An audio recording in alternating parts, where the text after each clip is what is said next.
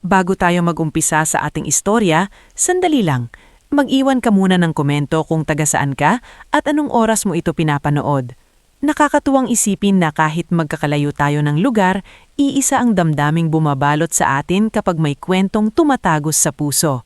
Kaya halika, samahan mo akong balikan ng isang buhay na mula sa tahimik na pag-ibig ay unti-unting nilamon ng pagmamataas, panghuhusga at lihim na paninira. Hindi ipinamanak si Serena Lavin na may gintong kutsara sa bibig.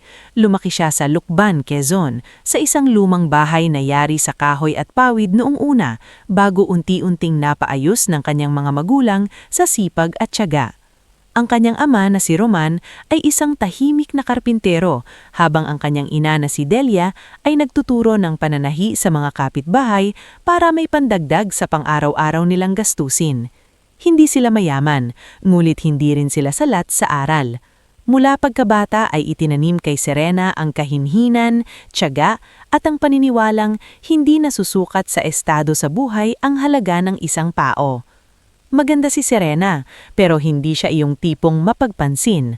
Ang ganda niya ay hindi nakasigaw, nasa linis ng kanyang tindig, sa kahinahunan ng boses at sa paraan niyang ngumiti na tila kayang patahimikin ang isang magulong araw.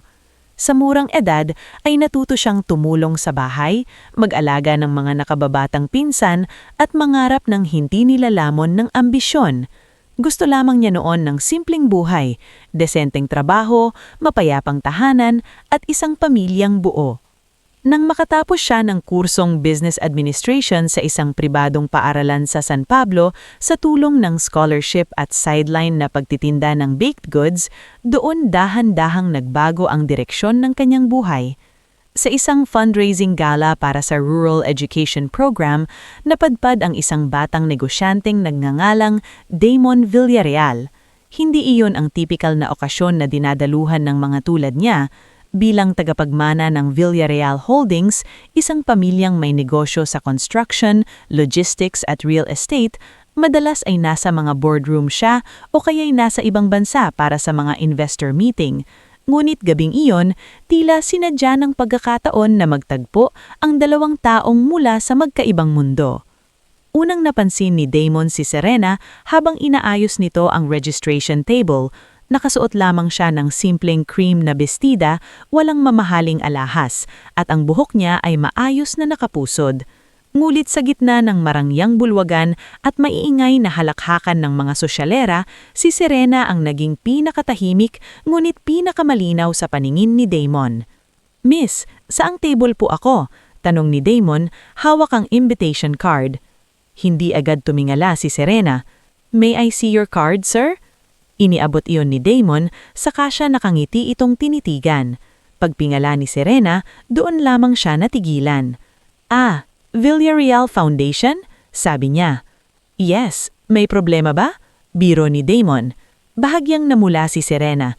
"Wala naman po, nasa unahang table po kayo. Ako na po ang maghahatid ng name card ninyo. Hindi na kailangan, pero pwedeng ikaw na lang ang sumama sa akin hanggang doon?" Napakunot noo si Serena. Kasama sa trabaho ko ang tumuro, hindi ang sumama. Napangiti si Damon. "Maayos kang sumagot. I like that." Hindi na sumagot si Serena at itinuro na lamang ang direksyon. Ngunit sa gabing iyon, ilang beses pang nag-cruise ang kanilang landas. Nang matapos ang programa, lumapit si Damon sa kanya habang bitbit nito ang isang basong tubig at isang maliit na paper bag ng pastries na hindi naubos sa event. "Hindi ka pa umuuwi?" tanong niya. "May mga aayusin pa po kami." "Lagi ka bang seryoso?" "Lagi po akong nagtatrabaho," tuwirang sagot ni Serena. Doon unang natawa ng totoo si Damon. Sa dami ng babaeng nakapaligid sa kanya na palaging nagpapabebe, nagpapapansin o sadyang nagpapakilala ng apelyido ng kanilang pamilya, si Serena lang ang tumingin sa kanya na parang normal na tao. Mula noon ay nagsimula ang panliligaw. Hindi madali ang daan papunta kay Serena, hindi siya basta nagpapaikot sa mamahaling bouquet, branded na regalo o engranding dinner. Sa katunayan, isang beses pa ay ibinalik niya ang mamahaling relo na ipinadala ni Damon. "Hindi kita mapapabilib sa presyo ng gamit," sabi ni Serena habang iniabot ang kahon. "Ano bang gusto mo? Tanong ni Damon. Katotohanan, oras, at respeto. Napakataas naman ng standards mo. Huwag mo akong ligawan kung simpleng bagay pa lang hindi mo na kayang ibigay. Sa halip na ma-offend, lalo lamang nabighani si Damon. Unti-unti, natutuhan niyang ipakita ang sarili niya sa paraang hindi dumadaan sa yaman. Dumalaw siya sa lukban ng walang escort. Kumain siya ng pansit habhab sa palengke kasama ang pamilya ni Serena. Tinulungan niya si Roman sa pagbubuhat ng kahoy kahit hindi siya sanay. At sa unang pagkakataon sa buhay niya, naramdaman niyang may taong tumitingin sa kanya hindi bilang Villarreal heir, kundi bilang Damon lang. Ngunit habang lumalalim ang kanilang samahan, sa kabilang panig naman ay lumalakas ang bagyong nagbabadya. Sa malawak na mansyon ng Villarreal sa Alabang, hindi natuwa si Doña Isolde Villarreal nang mabalitaan ang relasyon ng anak sa isang babaeng walang dugong alta. Ano ang apelyido? Tanong nito minsan habang umiinom ng tsa sa sunroom. Lavin, sagot ni Damon. Hindi ko kilala. Hindi naman kailangang kilala mo ang lahat para maging mabuting tao sila, Mama. Malamig ang naging tingin ni Isolde sa anak. Damon, ang isang tulad mo ay hindi basta sumusunod sa tibok ng puso. May pangalan kang pinangangalagaan. Nagpapakasal ako balang araw para mabuhay, hindi para mag-display ng family crest. Mula sa gilid ay tahimik na nakikinig si Tia Minerva, kapatid ni Isolde, na tila aliw na aliw sa tensyon. Samantala, ang matandang kasambahay na si Yayo Belen ay hindi nakatingin, ngunit malinaw na ramdam ang bigat ng hangin sa silid. Kung simpleng babae lang yan, tiyak may gusto lang sayo, malamig na sabi ni Isolde. Huminga ng malalim si Damon. Kung makilala mo lang siya, ayaw ko, putol ng biyanan to be. Hindi ako interesado. Ngunit kahit gano'n ang pagtutulok ni Isolde, itinuloy ni na Damon at Serena ang kanilang relasyon. Dumating pa sa punto na dinala ni Damon si Serena sa mansyon upang pormal itong ipakilala. Araw iyon ng linggo, at kahit maliwanag ang araw, pakiramdam ni Serena ay pumapasok siya sa isang lugar na hindi siya kailanman yayakapin. Pagpasok pa lamang niya ay sinalubong na ng mataas na kisame, malalaking painting ng mga ninuno ng Villarreal at mga tingin tila sinusukat ang bawat kilos niya. Nandoon si Noel, ang personal assistant ni Damon, na magalang na bumati sa kanya. Nandoon din si Attorney Lucero Salcedo na napadaan lang daw para sa ilang papeles. Ngunit ang pinakamabigat sa lahat ay ang malamig na presensya ni Doña Isolde na nakaupo sa sala, na para bang reyna sa sariling kaharian. So ikaw si Serena, sabi ni Isolde, hindi man lang pinapaupo agad ang dalaga. Opo, magandang hapon po. Magalang na sagot nito. Tiningnan siya ni Isolde mula ulo hanggang paa. Maganda ka. Simple. Mukhang marunong makisama. Maraming ganyang babae kapag may nakitang mayaman. Ma! Agad na saway ni Damon. Pero hindi nagpatinag si Serena. Hindi ko po ipinipilit ang sarili ko rito, Donya. Pumunta po ako dahil nais akong ipakilala ng anak ninyo. Matapang, sambit ni Minerva mula sa gilid, bahagyang nakangiti. Hindi po matapang, maingat lang po akong magsalita. Sa unang pagkikita pa lang ay alam na niyang hindi siya gusto ng ina ni Damon, ngunit pinili pa rin niyang manindigan. Dahil noon ay buo pa ang paniniwala niyang sapat ang pag-ibig kung pareho kayong totoo. Lumipas ang mga buwan at kahit marami silang pinagdaanan, nanaig pa rin ang pagmamahalan ni na Damon at Serena. Naging mas malapit si Serena sa ilang tao na nasa paligid ng pamilya. Kay Yayo Belen na lihim na naaawa sa kanya, kay Noel na kahit empleyado ay marunong makiramdam, at maging kay Pastor Eliar na isang inimbitahan ni Damon para sa isang family Thanksgiving. Ngunit kalaunan ay naging sandalan ni Serena sa tahimik na dasal. Sa kabila ng pag-ayaw ni Isolde, nagpropose si Damon sa harap ng maliit na kapilya sa Lukban matapos ang misa sa pista. Walang fireworks, walang media, walang orkestra. Lumuhod lamang ito sa harap ni Serena habang ang buong plaza ay maingay sa tunog ng banda at tawalan ng mga tao. Hindi ko maipapangakong madali ang buhay kapag pinakasalan mo ko, sabi ni Damon na nanginginig ang boses. Pero ipapangako kong pipiliin kita, araw-araw. Napaluha si Serena. Huwag mo kong pangakuan ng araw-araw kung may ibang tao namang kayang bumura noon. Hindi ko hahayaang mangyari iyon. Iyon ang pangakong sinampalatayanan niya. Ikinasal sila makalipas ang 1 taon sa isang seremonyang pinilit gawing elegante ng Villarreal side, ngunit pinainit ng tahimik at totoong pagmamahal ng pamilya ni Serena. Sa araw ng kasal, naroon si Vernice Sarmiento, isang babaeng galing din sa mayamang angkan at matagal nang umiikot sa buhay ni Damon, na nakangiti ngunit halatang may kirot ang mga mata. Naroon din si Leopold Villarreal, tiyuhin ni Damon, na tila nagmamasid lamang sa magiging direksyon ng pamilya.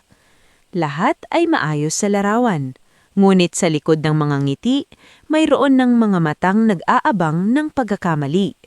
Pagkatapos ng kasal, lumipat si Serena sa Villarreal Estate bilang may bahay ng isa sa pinakaimportanteng lalaki sa pamilya. Sinikap niyang maging mabuting asawa. Nag-aral siya ng galaw sa mundo ng mga elitista, dumalo sa charity functions, nakiusap sa mga staff ng may kababaang loob at hindi kailanman gumamit ng kapangyarihan laban sa sinuman. Naging mabait siya maging sa mga hardinerong sina Mang Sito at Joel, sa cook na si Aling Pasing at sa driver na si Tonton. Dahil dito, marami sa mga tauhan ang lihim na nagkagusto sa kanya bilang amo. Ngulit may isang bagay na hindi niya napansin sa mga unang buwang iyon. Si Doña Isolde ay hindi kailanman tumigil sa panonood, pagsusuri at paghihintay. Sa tuwing may family dinner, may maliliit na komento ang biyenan. Serena, hindi bagay sa iyo ang sobrang mamahaling hikaw, parang pinapasan mo lang. O kaya'y, Damon, napapabayaan mo ang sarili mo, hindi ka yata marunong asikasuhin ng asawa mo. Sa umpisa ay maliliit lang, mga patak ng lason na kasya sa biro. Ngunit alam ni Serena na ang mga ganoong salita, kapag araw-araw naririnig, ay may kakayahang umubos ng loob. Isang gabi, matapos ng isang hapunang dinaluhan pa ni na Attorney Salcedo at Dr. Isandro Mela, naglalakad pa uwi sa silid si Serena nang naabutan siya ni Yayo Belen sa hallway. Iha, mahina nitong tawag. Yayo, hindi pa po kayo nagpapahinga? Lumapit ang matanda at hinawakan ng kanyang palad. Mag-iingat ka kay Doña Isolde, hindi pa tapos ang pag-aayaw niya sa'yo. Napangiting pilit si Serena. Sanay naman na po akong hindi niya ako gusto. Hindi iyon ang dapat mong ikababahala, bulong ni Yayo Belen. Ang dapat mong ikababahala ay kung ano ang kaya niyang gawin para mapaalis ka. Natigilan si Serena. Sa loob ng kanilang silid, nadatnan niya si Damon na abala sa pagbabasa ng reports mula sa opisina. Umupo siya sa gilid ng kama at ilang segundong pinanood ang kanyang asawa. Gwapo pa rin ito, pamilyar pa rin, ngunit sa kung anong dahilan ay tila may munting anino ng namamagitan sa pagitan nila. Pagod ka? Tanong ni Damon nang napansing tahimik siya. Hindi naman. May problema ba? Sandaling natahimik si Serena bago sumagot. Damon, hanggang kailan tayo susubukin ng mama mo? Ibinaba ni Damon ang hawak na folder at marahang huminga. Masasanay din siya. Pero paano kung hindi? Lumapit ito at hinaplos ang kanyang buhok. Basta't ako ang kasama mo, walang mangyayari. Isinasandal ni Serena ang ulo sa balikat nito at pilit kumapit sa pangakong iyon. Hindi pa niya alam na darating ang panahon na ang mismong lalaking iyon ang magiging pinakamalaking dahilan ng kanyang pagbagsak. At sa malawak na mansyon na iyon, sa likod ng mga ilaw, kristal at mamahaling ngiti, tahimik nang nagsisimula ang digmaan na unti-unting dudurugin sa isang asawa, isang pamilya, at sa paniniwalang sapat ang pag-ibig laban sa kapangyarihan. Bago tayo magpatuloy sa susunod na yugto ng ating istorya, mag-iwan ka muna ng komento kung taga saan ka at anong oras mo ito pinanonood. Nakakatuwang isipin na sa bawat lugar na pinanggagalingan natin, pare-pareho pa rin tayong nasasaktan kapag ang isang taong minahal ng totoo ay unti-unting winawasak ng mga taong dapat sanay tumanggap sa kanya. Kaya halika, ituloy natin ang mas masalimuong kabanata ng buhay ni Serena. Hindi agad nawala sa isip ni Serena ang ibinulong ni Yayo Belen noong gabing iyon. Ang dapat mong ikababahala ay kung ano ang kaya niyang gawin para mapaalis ka. Paulit-ulit iyong umalingaw-ngaw sa kanyang isip habang siya'y nakahiga sa tabi ni Damon. Tulo na ang kanyang asawa, ngunit siya'y dilat na dilat. Nakatingin sa kisame ng malawak nilang silid na para bang ang puting pintura roon ay may mga hugis ng babala. Noon niya unang naramdaman na ang mansyon na minsang inakala niyang magiging tahanan ay maaaring isa palang magandang kulungan. Mula nang ikasal siya kay Damon at lumipat sa Villarreal Estate, maingat niyang ginampanan ang lahat ng inaasahan sa kanya bilang asawa. Gumigising siya ng maaga para tiyaking maayos ang breakfast schedule ng asawa. Nakikipag-coordinate siya sa cook na si Aling Pasing tungkol sa pagkain ng pamilya. Dumadalo siya sa charity events at nakikipag-usap ng magalang sa mga business wives na madalas niyang makasalamuha sa mga luncheons at fundraising dinners. Ngunit kahit anong sipag at bait ang ipakita niya, iisa pa rin ang tingin sa kanya ni Doña Isolde, isang babaeng hindi sapat para sa apelyidong Villarreal. Sa mga unang buwan ng pagsasama nila ni Damon, sinubukan naman niyang hindi dibdibin ang mga pasaring ng biyenan. Kapag sinasabihan kulang ang ayos niya, ngumingiti na lang siya. Kapag pinaparinggan siyang hindi bagay sa alta sosyedad, mas lalo niyang inaayos ang sarili. Kapag may mga dinner na tila siya'y sinasadya talagang ilagay sa alanganing posisyon, pinipili niyang maging tahimik. Sa isip niya noon, marahil kapag nakita ng pamilya ni Damon na totoo ang pagmamahal niya, darating din ang araw na luluwag ang kanilang loob. Ngunit hindi nagtagal, nagbago ang tono ng lahat. Eksaktong 8 buwan matapos ang kanilang kasal, nagsimula ang mga tanong. Noong unay, pabulong lamang, nakabalot sa pilit na pag-aalala. Serena, nagpapahinga ka ba ng maayos? Tanong minsan ni Doña Isolde habang nasa veranda sila at nagkakape. Opo, Doña. Baka naman kasi masyado mong iniisip ang pag-a-adjust mo rito. Nakakaapekto rin iyon sa katawan ng babae. Hindi agad na unawaan ni Serena ang ibig ipahiwatig noon. Ngulit makalipas ang ilang araw, muli na naman. Damon, sabi ni Isolde sa hapag habang dahan-dahang pinuputol ang salmon sa kanyang plato. Nakahinto si Serena sa pagsubo. Tinignan niya si Damon, umaasang ito ang sasagot. Ngulit bahagya lamang ngumiti ang asawa at uminom ng tubig. Ma, wag mo namang kaming madaliin, saad nito. Huwag kayong magpadala sa panahon, sagot ni Isolde. Ang mga pamilyang tulad natin, kailangang planado ang lahat. Mahirap nang maubusan ng tamang edad. Sa isang sulok ng dining room, abala kunwaring nag-aayos ng plato si Yayo Belen, ngunit halatang naririnig ang lahat. Si Tia Minerva na may tahimik lang na umiinom ng wine, tila nag-e-enjoy sa tensyon. Sa kabilang dulo ng mesa, naandun din si Leopold Villarreal, tsuhing ni Damon na walang imik ngunit malinaw na nakikinig. Nang gabing iyon, pagpasok nila sa silid, saka lamang nagsalita si Serena. Napansin mo bang paulit-ulit nang tinatanong ng mama mo ang tungkol sa anak? Tanong niya habang inaalis ang hikaw. Nasa harap ng salamin si Damon, tinatanggal ang cufflinks. Nasa harap ng salamin ang refleksyon nilang dalawa. Ganyan talaga si mama, hindi mo naman kailangang dibdibin lahat. Madali lang sa'yo sabihin yan dahil hindi ka ikaw ang pinaparinggan. Saglit na natahimik si Damon. So, anong gusto mong gawin ko? Wala. Gusto ko lang malaman na nasasaktan ako. Lumambot ang mukha ni Damon at lumapit siya. I'm sorry. Kakausapin ko siya sa tamang oras.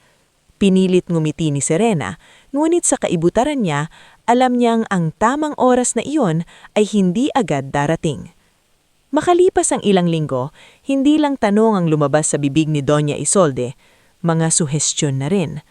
May isang umaga na ipinatawag niya si Serena sa sunroom habang naandun din si Dr. Yisandro Mela, ang family physician na matagal nang konektado sa mga Villarreal. Serena, huwag mo nang samain, pero naisip ko lang na mas mabuting magpatingin ka na. Napahinto si Serena. Magpatingin? Saan po? Sa fertility specialist, para may malinaw na sagot. Naramdaman ni Serena ang init sa kanyang pisngi. Hindi naman pa tayo matagal kasal. Sa panahon ngayon, ang isang babaeng gustong bumuo ng pamilya ay hindi naghihintay ng matagal bago magpa-check, putol ng biyanan. Tumikhin si Dr. Mela. Routine check lang naman iyon, Serena, para sigurado. Napatitig siya sa doktor. Hindi siya sigurado kung may malasakit ito o simpleng sumusunod lang sa utos ng pinakamakapangyarihang babae sa bahay. Ngunit sa paraan ng pagtingin ni Isolde sa kanya, para bang ang pagpakasuri ay hindi mungkahi kung hindi utos. Kinagabihan, inilaad niya iyon kay Damon.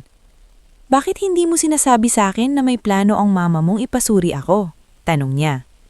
Nakaupo si Damon sa sofa, hawak ang tablet na puno ng reports.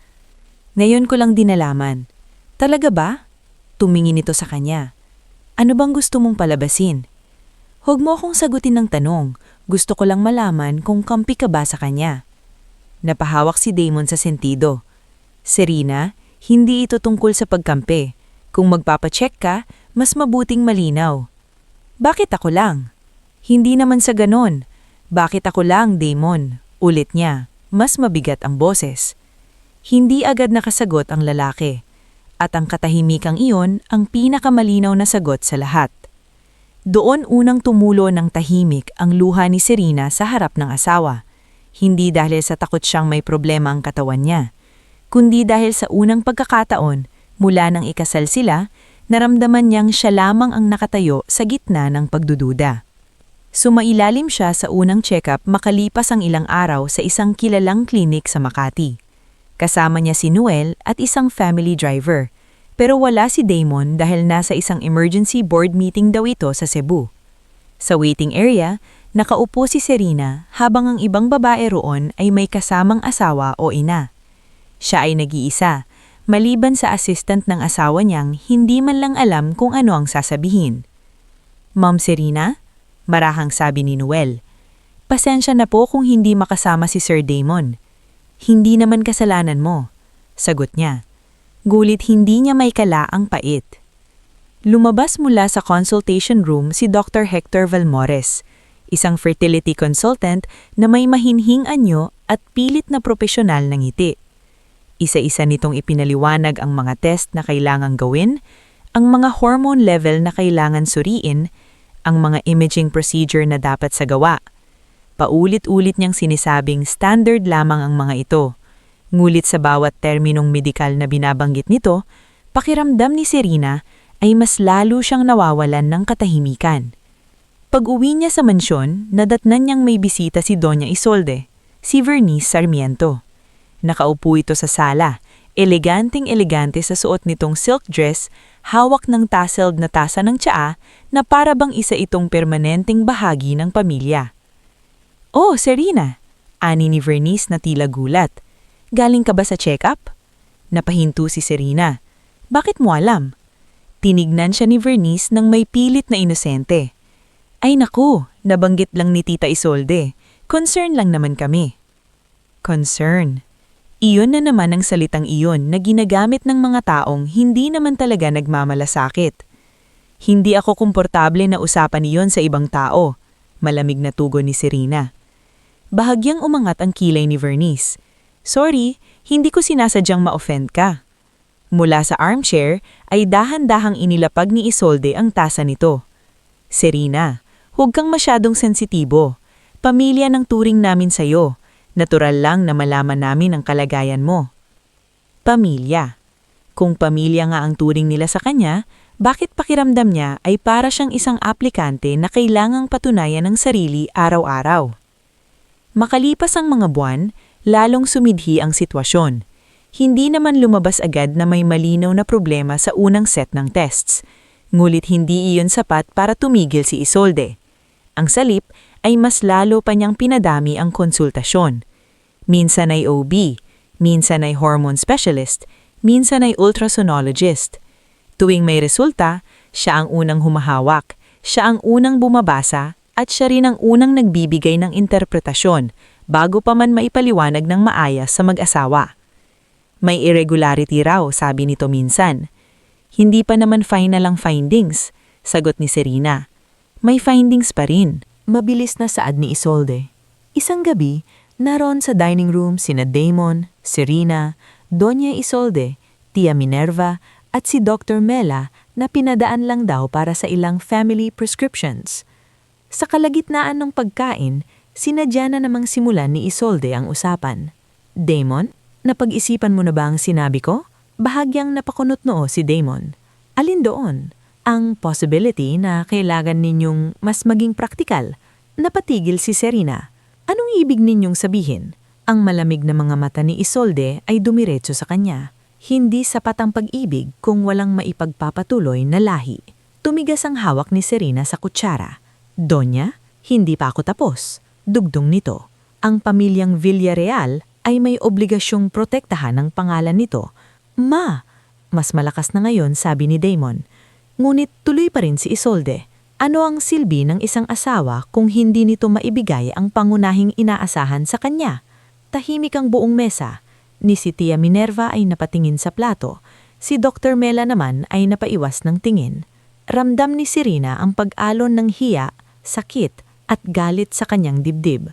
Hindi ako makina, nanginginig niyang sabi. At lalong hindi ako bagay na pwedeng husgahan base lang sa isang papel. Tumayo si Isolde. Hindi kita hinuhusgahan. Ipinapaalala ko lang sa'yo ang realidad. At ang realidad po, sagot ni Serena, unti-unting tumatayo rin, ay hindi ninyo ako kailanman tinuring na pamilya. Mula nang pumasok ako sa bahay na ito, hinihintay ninyo lang ang pagkakataong masabi na hindi ako sapat. Mabigat ang katahimikan pagkatapos niyon. Tumingin siya kay Damon. Umaasa siyang may maririnig siyang pagtatanggol mula rito. Isang malinaw na paninindigan, isang salitang magpapatunay na hindi siya nag-iisa. Ngulit ilang segundo ang lumipas at wala. Wala. Iyon ang pinakamasakit. Matapos ang hapunang niyon, mas naging malamig ang ihip ng hangin sa Villarreal Estate. Dumalas ang pagiging tahimik ni Damon. Palagi itong pagod, abala o nasa labas. Kapag kinakausap siya ni Serena tungkol sa mga nangyayari, laging may kasunod itong pag-usapan na lang natin kapag kalmado na tayo o kaya'y ayoko muna ng gulo.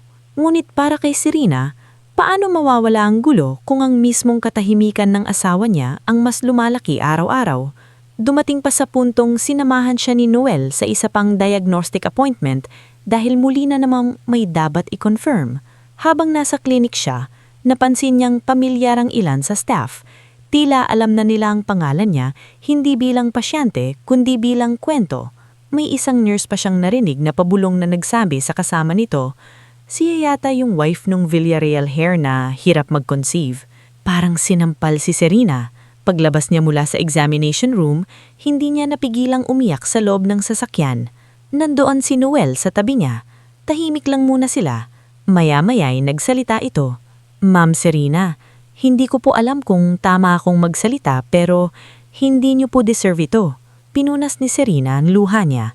Minsan naihisip ko, Noel, kung mahal ba talaga ako ni Damon o mahal niya lang ako nung hindi pa ako naging problema. Nagulat si Noel ngunit hindi sumagot agad. Maya-maya'y marahan nitong sinabi, mahal po siguro kayo ni Sir Damon pero minsan po kasi may mga taong hindi marunong lumaban para sa mahal nila.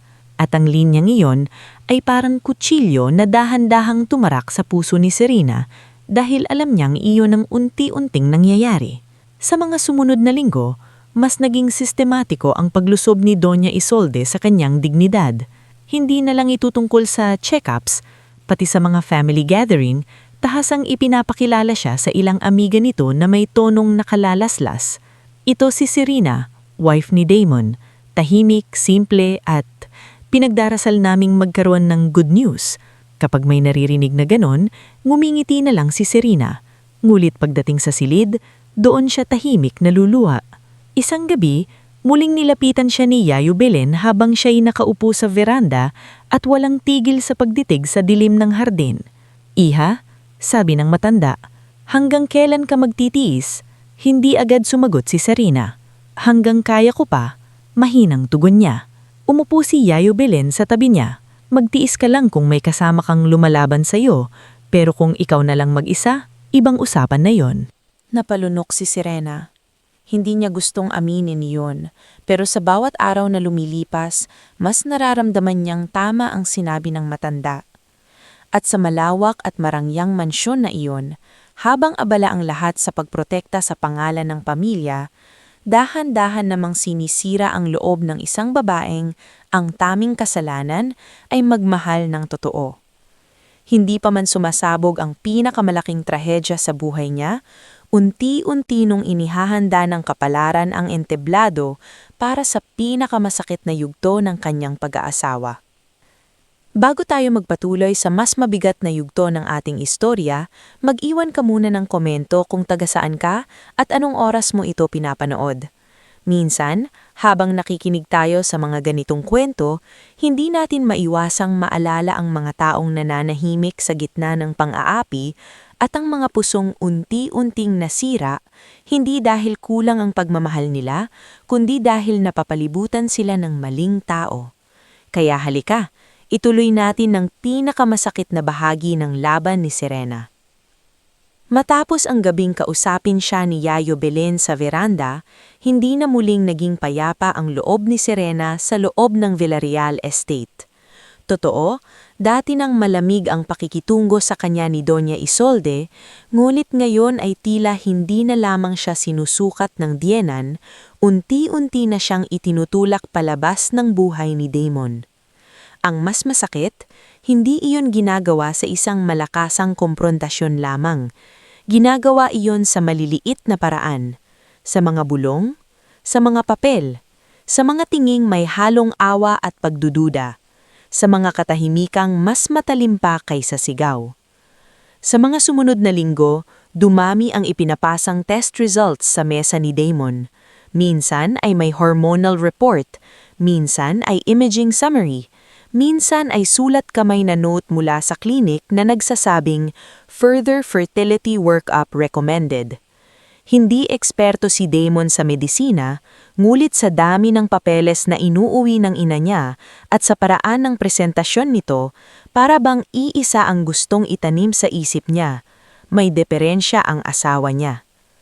Isang hapon, nadatnan ni Serena sa library ng mansyon sina Damon, Doña Isolde at Dr. Isandro Mela. Nasa mesa ang ilang folder na may pangalan niya.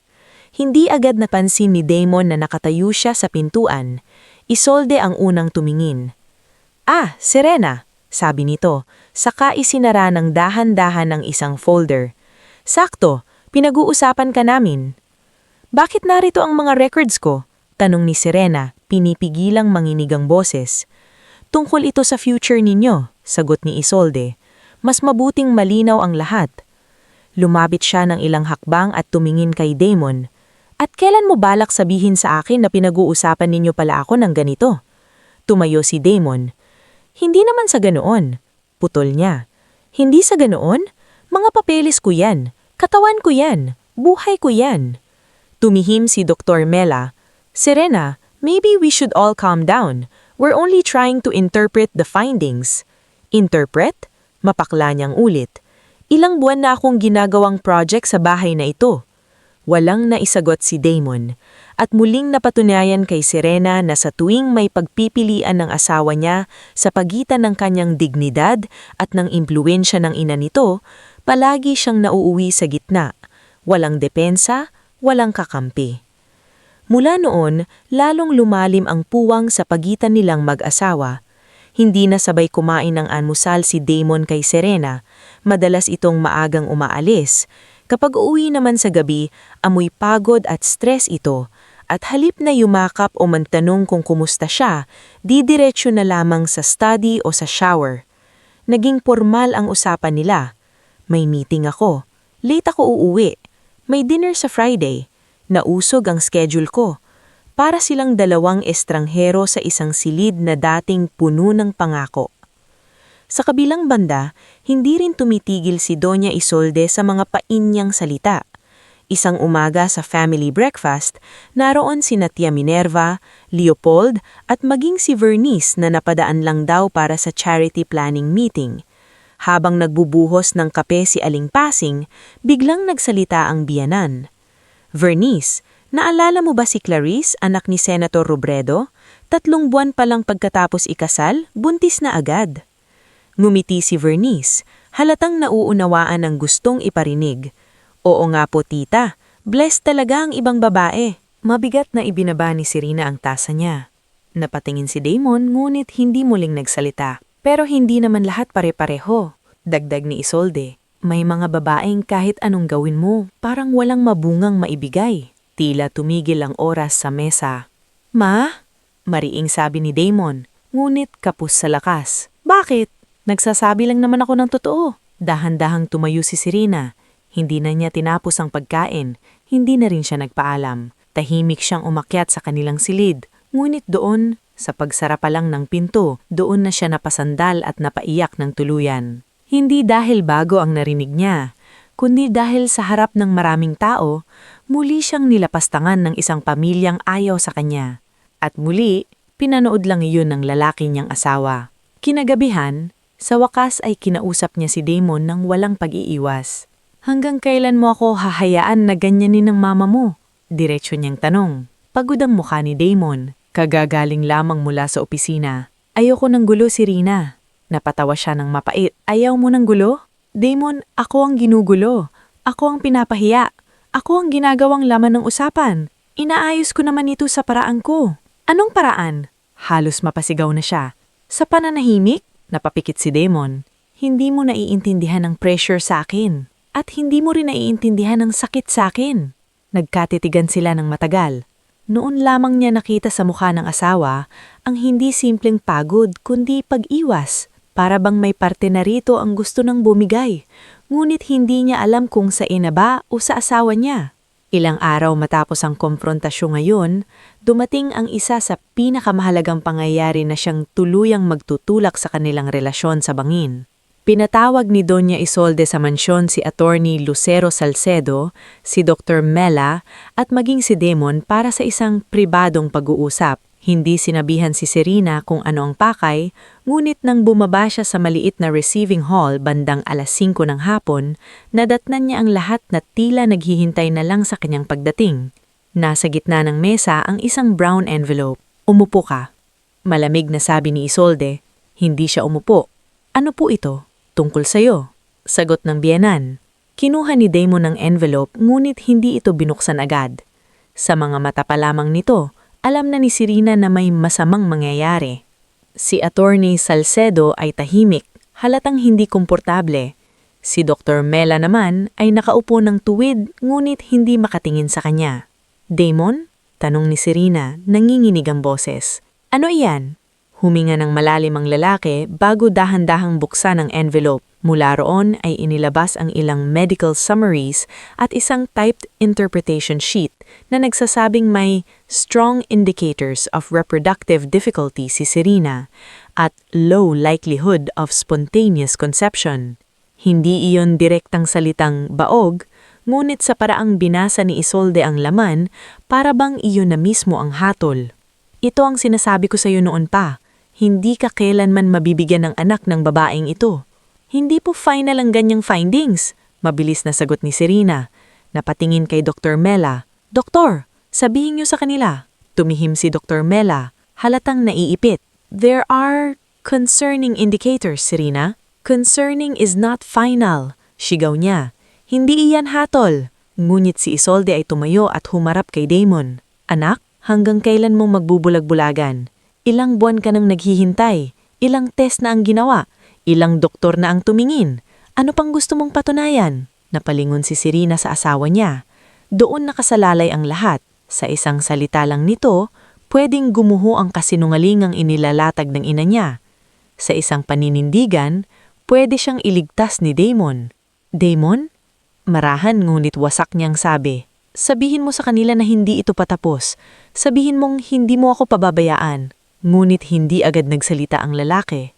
Sa halip, umupo ito at ibinagsak ng marahan ng mga papel sa mesa. Hinilot nito ang noo na para bang siya ang pinakamabigat na pinapasan sa silid. Ilang segundo ang lumipas, at sa bawat segundong iyon, pakiramdam ni Serena ay unti-unting nilalamon ng malamig na takot ang kanyang puso. Pagod na ako, Serena, sabi ng wakas ni Damon. Parang nawalan ng tunog ang paligid. Ano? Pabulong niyang tanong. Pagod na ako sa lahat ng ito. Sa pressure, sa tests, sa kakaisip, sa paulit-ulit na pag-asa na wala namang kasiguruhan. Namuti ang labi ni Serena. Yan na lang ba ang sasabihin mo? Tumayo si Damon ngunit hindi pa rin siya matingnan ng diretsyo. Baka kailangan muna nating humiwalay. Napaurong si Serena na parang nasampal. Humiwalay? Serena, please understand. Hindi! Sigaw niya. Ngayon ay tuluyan ng umaagos ang luha. Ako ang umintindi sa'yo. Ako ang nagtiis sa mama mo. Ako ang paulit-ulit na nagpatingin, nagpahiya, nagpakababa. At ngayon, ako ang magsasakripisyo? Lumapit si Isolde. Tama na ang drama. Mas mabuting tapusin na ito habang maaga pa. Kayong dalawang may gusto nito, galit na sabi ni Serena. Hindi ako papayag na gawing medikal na desisyon ng paghihiwalay ng mag-asawa. Ngunit, si Damon ay nanatiling tahimik sa pinakamasakit na paraan. Hindi siya sumigaw, hindi siya nagtanggol sa ina niya, hindi rin niya ipinaglaban ang asawa niya. Pinili niya lamang ang malamig na pag-atras. At iyon ang tuluyang nakabasag kay Serena. Nang gabing iyon, umuulan sa labas ng mansyon. Sa tulong ni Yayo Belen at Noel, tahimik niyang inimpake ang ilan sa mga gamit niya. Ilang damit, ilang libro, ang lumang diary niyang regalo ng ina niya noong dalaga pa siya, isang framed photo nila ni Damon noong unang anniversary nila bilang magkasintahan. Habang naglalagay siya ng mga gamit sa maliit na maleta, nanginginig ang mga kamay niya, hindi sa kahinaan, kundi sa sobrang dami ng sakit na sabay-sabay dumadagan sa dibdib niya. Pumasok si Damon sa silid habang nagsasara ng zipper. Serena, hindi siya tumingin. Huwag mo nang sabihin ang pangalan mo kung hindi mo rin kayang ipaglaban. Hindi naman ito ang gusto ko. Tumawa siya ng ubod ng pait. Pero ito ang pinili mo. Lumapit si Damon ngunit umatras siya. Huwag mo akong hawakan. Bigyan mo lang ako ng panahon. Panahon para saan? Mabilis niyang putol. Para lalo kang kumbinsihin ng mama mo? Para mas madali mong tanggapin na wala na ako? Walang maisagot si Damon. At sa huling pagkakataon, tumingin si Serena sa lalaking minahal niyang buo, ang lalaking minsang lumuhod sa plaza ng Lukban at nangakong pipiliin siya araw-araw. Ang lalaking ngayoy nakatayo sa harap niya, buo ang katawan, ngunit kulang ang gulugod. Hindi ako umalis dahil mahina ako, sabi niya. Tumutulo ang luha ngunit matatag ang boses. Aalis ako dahil ayoko nang manatili sa lugar na araw-araw akong pinapatay. Nang pagbaba niya sa grand staircase, nandoon pa rin si Doña Isolde sa sala. Nakaupo ng tuwid, parang rena na nanalo sa isang digmaan. Tiningnan niya si Serena mula ulo hanggang paa, saka marahang nagsalita. Mas mabuti na ito para sa lahat. Huminto si Serena at hinarap siya. Sa kabila ng luha at wasak na puso, may natitira pa ring dangal sa kanyang tindig. Hindi ninyo ako natalo dahil tama kayo. Mahina ngulit talim niyang sabi. Natalo ninyo ako ngayon dahil mas malupit kayo. Sa gilid, tahimik na umiiyak si Yayo Belen. Si Noel na may namumula ang mga mata habang hawak ang maliit na payong na ipapagamit sana kay Serena sa labas. Maging si Tia Minerva na karaniwang malamig ay natigilan sa kanyang kinauupuan, tila hindi inaasahan na hahantong sa ganoon ang lahat. Paglabas ni Serena sa mansyon, sumalubong sa kanya ang malakas na ulan at ang gabing walang kasiguruhan. Wala siyang dala kundi maliit na maleta, dignidad na halos basag-basag at isang puso na bagong durog. Sa loob ng bahay na iniwan niya, nanatili ang yaman, apelido at kayabangan. Ngunit sa labas ng gate na iyon, dala niya ang katotohanang isang araw ay babalik din upang singilin ang lahat ng nanakit sa kanya. Hindi niya pa alam ng mga sandaling iyon na ang gabing itinapon siya bilang baog Ay siya ring gabi na tahimik nang binubuo ng tadhana ang pinakamalaking revelasyon sa kanyang buhay. Bago tayo magpatuloy sa susunod na yugto ng ating istorya, mag-iwan ka muna ng komento kung taga saan ka at anong oras mo ito pinapanood. Minsan, ang pinakamadilim na gabi ng buhay natin ang siya palang simula ng liwanag na hindi natin inaasahan. Kaya halika, samahan mo akong tunghayan ng bahaging akala ni Serena ay katapusan na ng lahat, pero iyon pala ang umpisa ng pagbabalik ng kanyang dangal.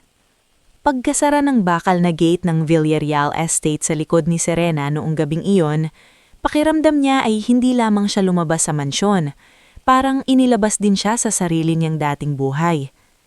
Ang ulan ay malakas, ang kalsada ay halos walang ilaw, at ang payong na hawak ni Noel ay hindi sapat para sa lagi ng lamig na tumatagos hanggang buto. Sa tabi niya ay tahimik na nakatayo si Yayo Belen, umiiyak habang pinipigilang may makakita. Iha, sumama ka muna sa akin sa staff quarters, kahit ngayong gabi lang. Pakiusap ng matanda. Umiling si Serena, basa na ang kanyang muka ng ulan at luha. Kapag nagtagal pa ako rito, baka hindi na ako makaalis. Noel ang lumapit at iniabot sa kanya ang isang sobre. Ma'am Serena, konting cash po ito. Huwag niyo na po sanang tanggihan. Galing po sa akin, hindi kay Sir Damon. Natigilan si Serena. Noel, hindi ko... Please po. Mahina ngulit mariing sabi ng dalaga. Hindi ko po kayang baguhin ang nangyari sa loob, pero baka po ito may maitulong. Tinanggap ni Serena ang sobre. Hindi dahil gusto niyang umasa sa tulong ng maiipon, kundi dahil sa gabing iyon ay wala siyang ibang sandigan kundi ang kabutihang loob ng mga taong walang kapangyarihan sa bahay na iniwan niya ngayon. Sa tulong ng driver na si Tonton, na tahimik ding naghatid sa kanya hanggang terminal, nakasakay si Serena ng huling biyahe patungong San Pablo. Mula roon ay tinawagan niya si Tia Geraldine, nakatatandang kapatid ng kanyang yumaong ina, ang tanging kamag-anak na alam niyang hindi siya tatanungin agad, hindi siya huhusgahan, at yakap agad ang ibibigay sa kanya. Pagdating niya sa lumang bahay ni Tia Geraldine sa San Pablo, halos madaling araw na. Sa maliit na sala pa lamang ay humagulgol na siya sa mga bisig ng tiyahin. Anak, anong ginawa nila sa iyo? Nanginginig na tanong ng matanda habang pinapalapos ang likod niya. Hindi agad nakasagot si Serena. Parang sa unang pagkakataon matapos ang lahat, saka pa lamang dumating ang tunay na bigat ng pangyayari. Hindi na niya kayang magpanggap. Hindi na niya kayang sabihing kaya pa niyang tiisin. Iniwan niya ako, Tia. Basag ang boses niyang sabi. Pinaniwala nila siyang baog ako at iniwan niya ako. Napapikit si Tia Geraldine sa sakit. Diyos ko! Walang marangyang kwarto sa bahay ng tiyahin niya. Walang walk-in closet, walang malambot na imported na kumot. Ang meron lamang ay isang simpleng silid na may lumang kabinete, bentilador na maingay kapag nakaandar, at isang kama na amoy bagong laba. Ngunit sa unang gabi niya roon, unang beses ulit nakatulog si Serena nang walang takot na makarinig ng pangungutya mula sa kabilang pinto. Sa mga sumunod na araw, halos hindi siya lumalabas ng kwarto. Kumakain siya ng kaunti, inom ng tsaa, at madalas ay tahimik lang na nakaupo sa tapat ng bintana. Tuwing umaga, dinig niya ang maagang pagbukas ng karinderya sa tapat, ang busina ng mga tricycle, at ang boses ng mga batang papasok sa paaralan. Karaniwang mga tunog iyon ng ordinaryong buhay, isang buhay na matagal din palang kinalimutan niya habang sinusubukan niyang magkasya sa mundo ng mga Villarreal. Minsan ay dinalaw siya ng kapitbahay nilang si Nurse Paloma, isang 35 taong gulang na nurse sa lokal na lying-in clinic, palangiti ngulit prangko kung magsalita. Matagal na itong kakilala ni Tia Geraldine. Serena, hindi pwedeng puro iyak ka lang, sabi ni Paloma habang inilalapag ang dalang lugay at biskwit sa maliit na mesa. Hindi porket niloko ka ng buhay, pababayaan mo na ang katawan mo. Napilitang ngumiti si Serena. Wala naman akong ganang kumain. Mas lalong kakain ka, mabilis na sagot ni Paloma. Ang sakit sa puso hindi dapat dinadamyahan ng sikmura. Kahit paano, natawa si Serena. At iyon ang unang maliit na lamat sa makapal na pader ng lungkot na bumalot sa kanya. Makalipas ang 2 linggo, pinilit siya ni Tia Jerilyn na lumabas-labas naman kahit sandali. Hindi pwedeng buong araw na nakakulong siya sa alaala ng mansyon. Kaya minsan ay isinasama siya ng tiyahin sa palengke, minsan sa simbahan at minsan naman ay sa flower shop ni Rufina Dalisay, isang biyudang masayahin na kilala ni Tia Jerilyn. Maliit lamang ang tindahan ni Rufina, ngunit puno iyon ng kulay. Rosas, daisies, chrysanthemums at santan na tila hindi marunong malungkot. Kung gusto mo, dito ka muna tumambay minsan, sabi ni Rufina habang nag-aayos ng mga bulaklak sa florera. Hindi ko sasabihing trabaho agad, pero nakakagaan sa pakilamdam ang makakita ng mga bagay na buhay. May isang binatang madalas ding naroon sa flower shop, si Kael Dalisay, anak ni Rufina at law student sa Manila na umuuwi kapag walang klase. Tahimik ito, ngunit magalang at halatang may likas na paggalang sa mga babae. Hindi ito mapag-usisa sa istorya ni Serena, ngunit ramdam niyang naroon ito kapag may mabigat na kailangang buhatin o may kahon ng flowers na kailangang ilipat. Ma'am Serena, ako na po rito, sabi nito minsan nang makita siyang nag-aangat ng plastic crates. Huwag niyo pong pilitin kung hindi pa kayo okay. Marunong ka palang makiramdam, biro ni Serena. Bahagyang nung ngumiti si Kael.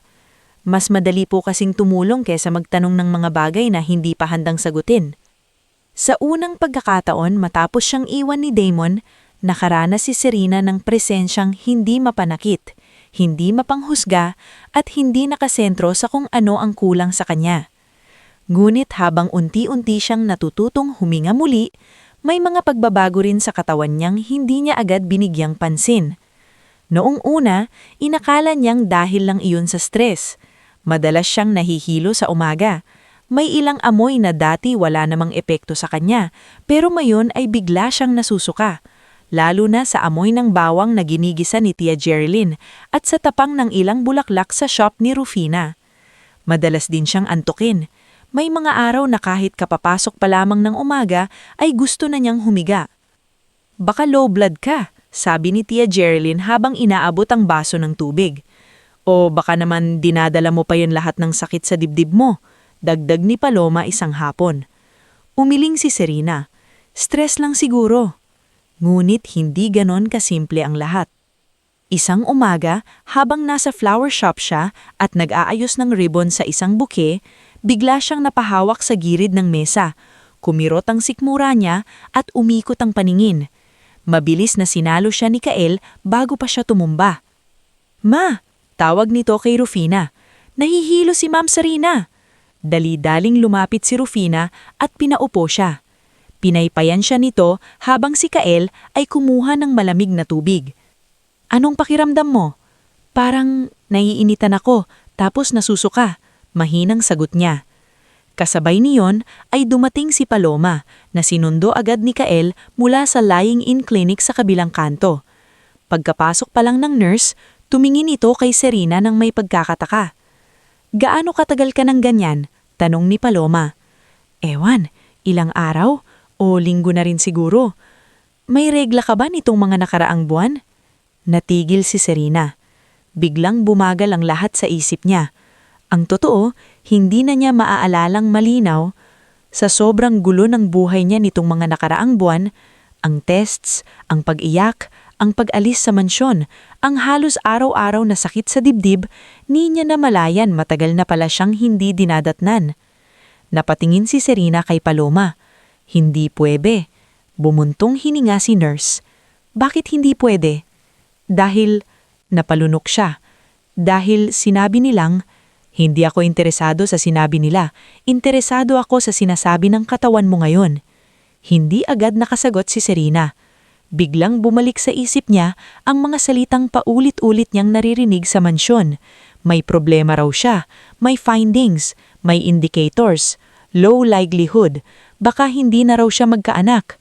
Para bang sa ilang buwan ng pag-uulit niyon, unti-unti na rin niyang pinaniniwalaan. Ngulit noong araw na iyon, pag-uwi sa bahay, hindi makapakali si Paloma. Kinabukasan, maaga siyang dumating dala ng isang taper bag. Ano po yan? Tanong ni Tia Geraldine. Test kit. Diretsong sagot ng nurse. Napatayo agad si Serena. Ayoko! Tinignan siya ni Paloma ng diretsyo. Mas ayaw mo ng katotohanan o mas ayaw mo ng pag-asa? Napatahimik si Serena. Sa maliit na banyo ng bahay ni Tia Geraldine, nanginginig ang mga kamay niya habang hawak ang test kit. Pakiramdam niya ay isang napakalaking biro ng tadhana kung magiging positibo iyon. Pero pakiramdam din niya ay isa iyong uri ng kalupitan kung hahayaan niyang mamuhay sa alinlangan habang may posibilidad namang malaman ng totoo. Pagkalipas ng ilang minutong tila isang oras ang haba, lumabas siya ng banyo na namumutla. Nakaupo sa sala sina Tia Geraldine, Paloma at kahit si Rufina na napadaan para kumustahin siya. Nakatingin silang lahat sa kanya. Si Serena ay dahan-dahang tumingin sa maliit na plastik sa kanyang kamay, saka sa mga taong naghihintay sa sagot niya. Positive, pabulong niyang sabi. Napatayo si Tia Geraldine. Ano? Positive, ulit ni Serena. Ngayon ay nanginginig na ang labi. Buntis ako. Napahawak sa bibig si Rufina. Si Paloma namay napapikit at napabuntong hininga. Tila hindi nagulat, ngulit dama ang bigat ng revelasyong iyon. Si Tia Geraldine naman ay lumapit agad at hinawakan ang magkabilang braso ni Serena. Anak, sigurado ka? Ipinakita niya ang test kit. 2 malinaw na guhit. Sa halip na agad siyang mapaluha sa tuwa, natigilan si Serena. Parang hindi niya kayang saluhin ang lawak ng ibig sabihin noon. Kung buntis siya, ano ang ibig sabihin ng lahat ng ipinagsabi ng mga doktor? Ano ang ibig sabihin ng mga papel? Ano ang ibig sabihin ng gabing itinapon siya sa labas ng mansyon bilang babaeng walang silbi? Hindi pwede, ulit niya, pero ngayon ay hindi na dahil sa pagtanggi, kundi dahil sa galit at gulat. Hindi pwedeng ganito lang ang lahat. Hindi nila ako pwedeng wasakin ng ganito kung mali sila. Lumapit si Paloma at dahan-dahang hinawakan ng kanyang balikat. Kaya nga kailangan nating magpatingin sa totoong doktor. Hindi haka-haka, hindi interpretasyon, totoong check-up. 2 araw ang lumipas bago sila nagpunta sa mas maayos na diagnostic center sa Santa Rosa, kung saan nagpa-appointment si Paloma sa isang kilala niyang OB-sonologist na si Dr. Maureen Alcantara. Kasama ni Serena, sina Paloma at Kael, si Tia Geraldine naman ay naiwan muna sa bahay dahil inaalagaan ng karinderyang maliit na pinagkukunan nila ng dagdag na kita.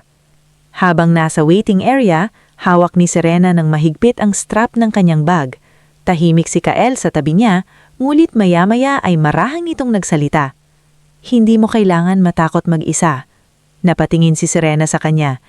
Hindi ako natatakot sa result. Natatakot ako sa ibig sabihin ng result. Tumanggo si Kael. Mas mabigat nga iyon. Nang tawagin na ang pangalan niya, pakiramdam niya ay papasok siya sa isang silid na maaaring magbago sa lahat. Sa loob ng ultrasound room, mahinam at profesional si Dr. Maureen. Hindi ito tulad ng mga doktor na nakasalamuhan niyang noon na parang mas gustong kausapin ng apelyido kaysa ang pasyente. Mrs. Lavin? Tanong nito. Saglit na natigilan si Serena. Serena na lang po. Tumanggo ang doktor. Sige Serena, relax ka lang. Tignan natin ng maayos. Sa unang ilang segundo ng ultrasound, tahimik lamang ang doktor. Ngunit maya-maya, napakunot noo ito at lalong lumapit sa monitor.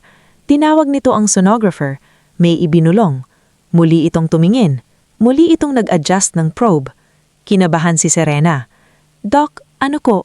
May problema ba? Hindi agad sumagot ang doktor. Sa halip ay humugot ito ng marahang hininga at tumingin sa kanya ng diretsyo. Serena, may nakikita kaming malinaw na pregnancy. Napalunok siya. Isa? Tumanggo ang doktor. Ngunit tila may gusto ba itong idagdag? Hindi lang isa. Nanlaki ang mga mata ni Serena. Ano pong ibig sabihin ninyo? Lumapit ang doktor sa screen at itinuro ang monitor. Twins! Mukhang kambal ang dinadala mo. Parang tumigil ang tibok ng puso niya. Twins? Halos wala sa sarili ang ulit niya. Sa labas ng kurtina, narinig ni Paloma ang salitang iyon at napahawak sa dibdib. Si Kael naman ay napatingin agad sa pinto, halatang nagulat.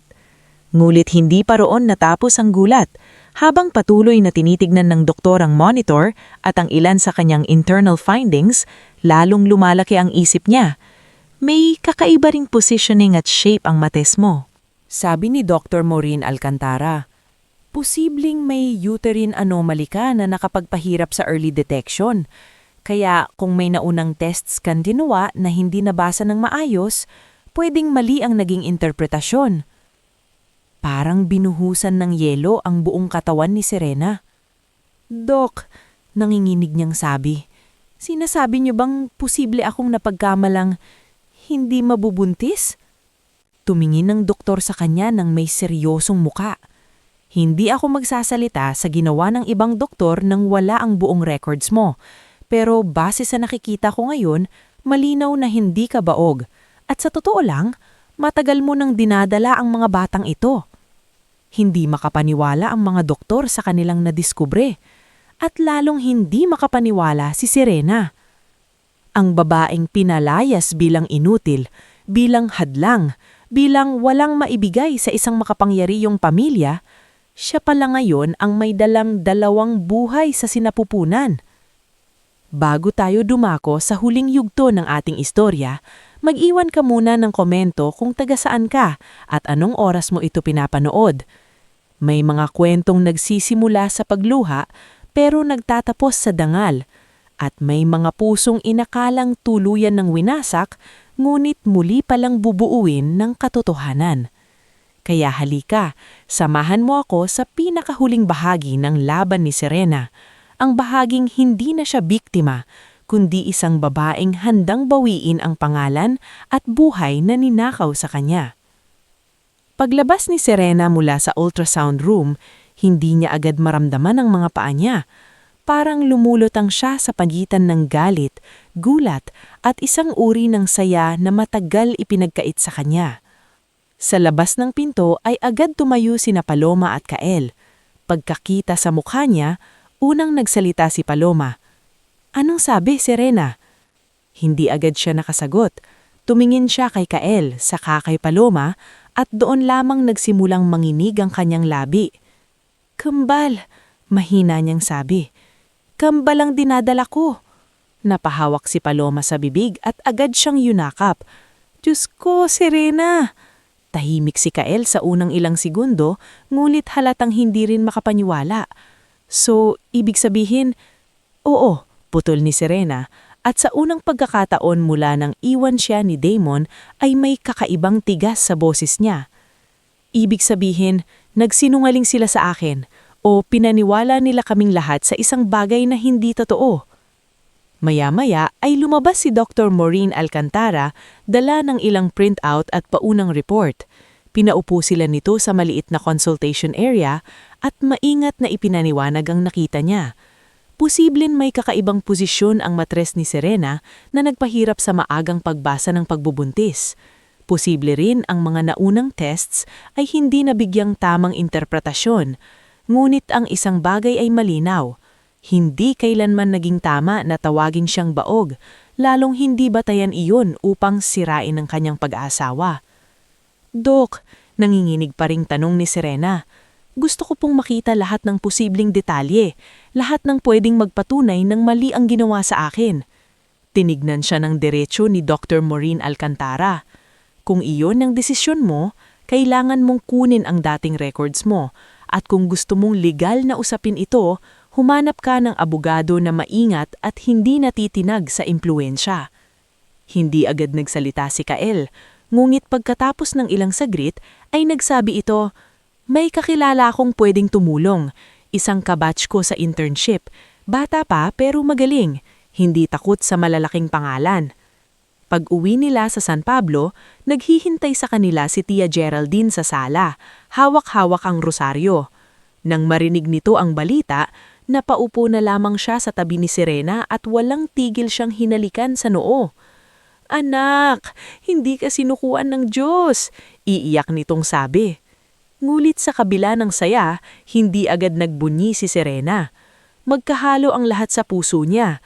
Tuwa, takot at apoy ng paghihiganti na hindi marumi, kundi matuwid.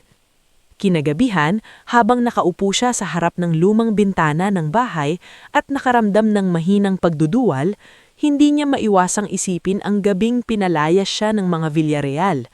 Ang mga papel na ibinagsak sa mesa, ang boses ni Doña Isolde, ang katahimikan ni Damon. Hindi siya umiyak ng gabing iyon. Sa halip, dahan-dahan niyang hinapos ang tiyan niya at bumulong. "Hindi ko nahahayaan na apihin pa tayo." Kinabukasan, sa tulong ni Kael, nakipag-usap sila sa isang batang abogado sa Calamba na nagngangalang Attorney Mirele Ganaban. Matalas ang mata nito, tuwid magsalita, at halatang hindi sanay manindak o mapasindak. "Hindi natin kailangang magmadali sa demanda," Sabi ni Mirel matapos basahin ang initial findings ni Dr. Maureen. "Pero kailangan nating mag-ipon ng dokumento. Old lab results, interpretations, attending physicians, release forms, billing trail. Kapag may pattern ng manipulation, pwede nating habulin." Tahimik na nakikinig si Serena. "May gusto rin akong itanong," dagdag ni Mirel. "Nasa pangangalaga kanino noon ang reports?" "Halos lahat kay Doña Isolde unang dumadaan," sagot ni Serena. "Minsan ako, pero madalas siya o si Dr. Mela ang nagpapaliwanag. Minsan hindi ko nga nakikita agad ang full copies." Tumanggo si Mirel. "Mas lalo tayong dapat kumuha ng certified records." Sa mga sumunod na araw, naging abala ang maliit na mundo ni Serena sa isang bagay na hindi niya akalaing pagdadaanan niya.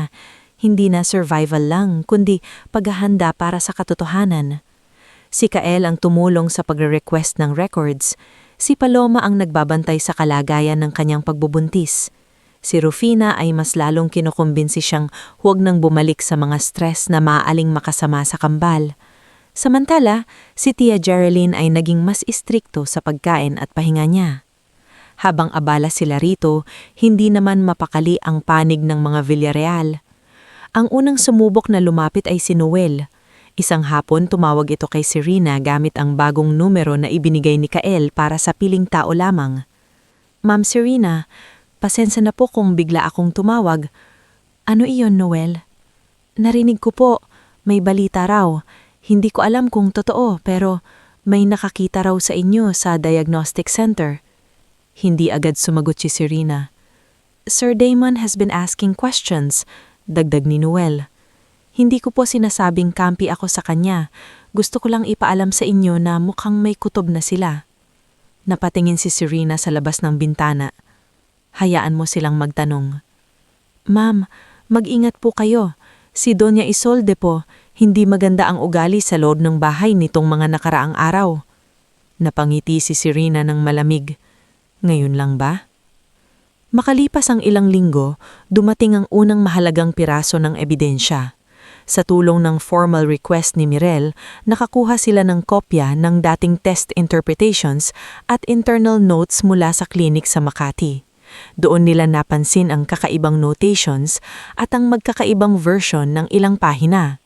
Ang mas nakakagulat, may lumang lab analyst na si Jonah Phil ang palihim na pumayag makipagkita sa kanila sa isang cafe sa Los Baños.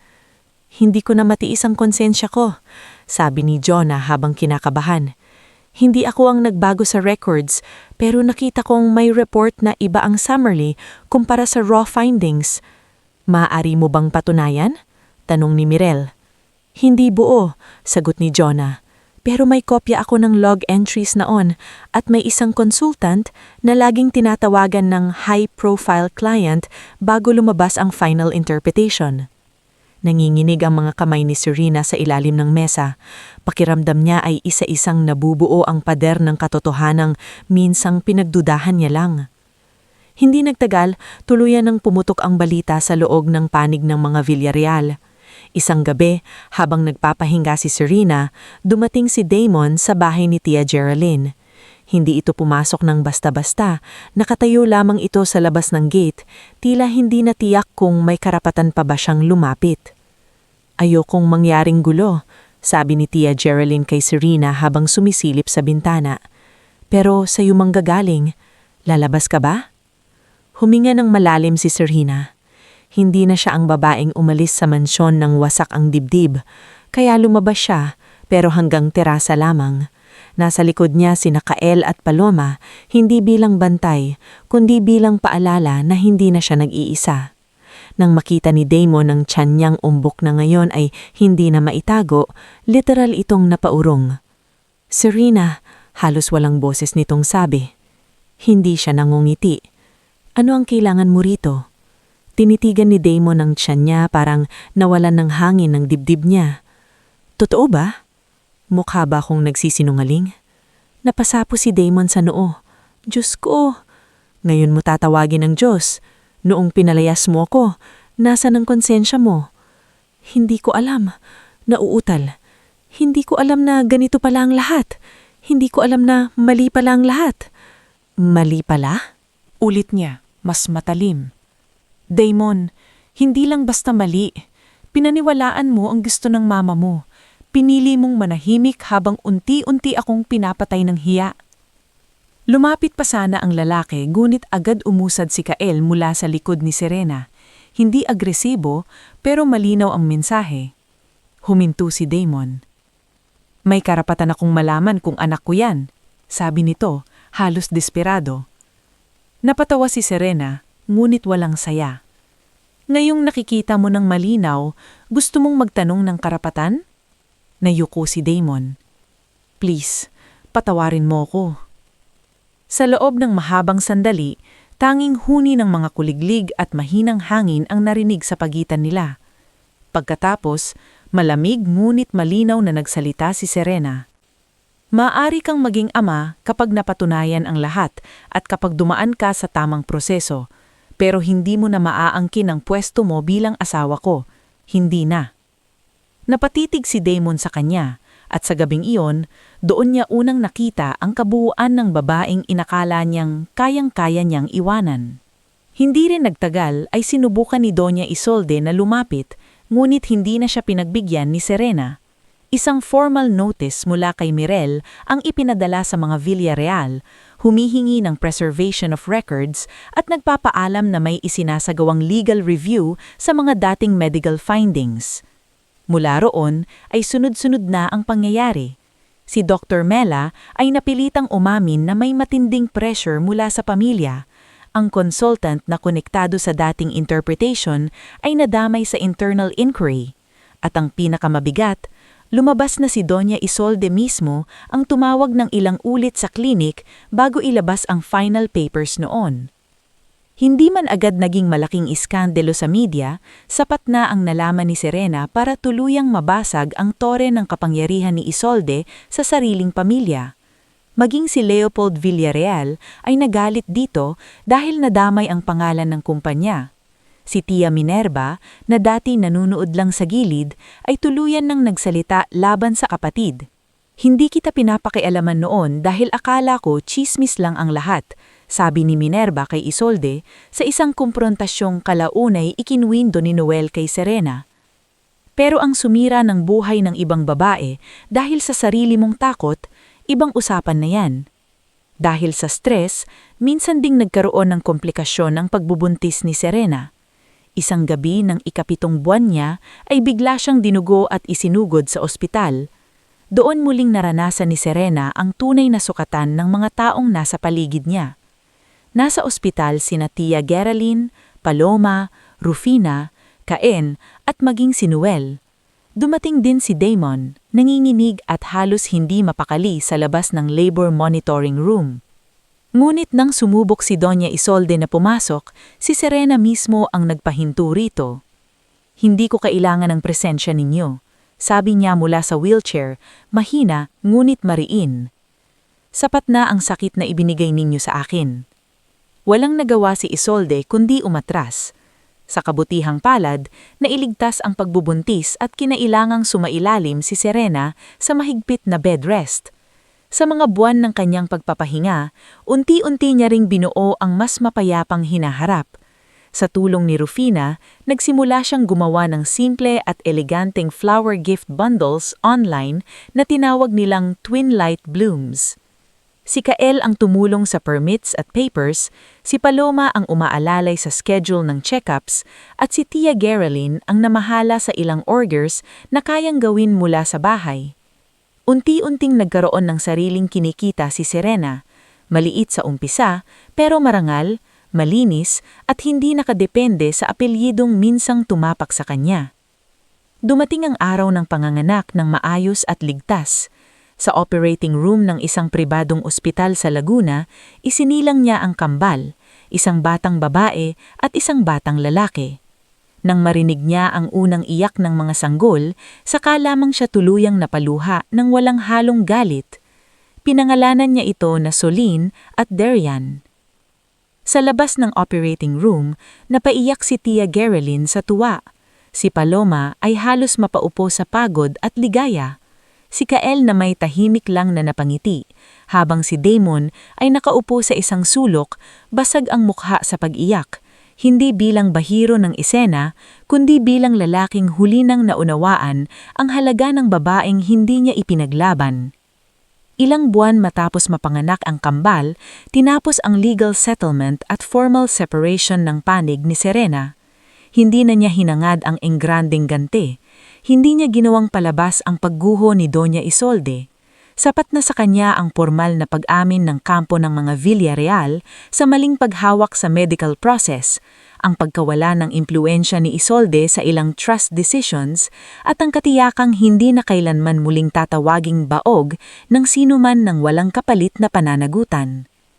Nang isang minsang dalawin ni Damon ang mga bata sa maliit ngunit maaliwalas na bahay na kalaunay na ipundar ni Serena sa Laguna, malinaw na muli niyang hiningi ang isa pang pagkakataon.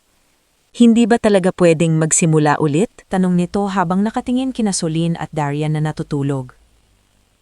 Tahimik na pinagmasda ni Serena ang mga anak niya bago tumingin sa dating asawa. Napatawad na kita, Damon. Pero may mga pinto na kapag isinara, hindi na para buksan ulit.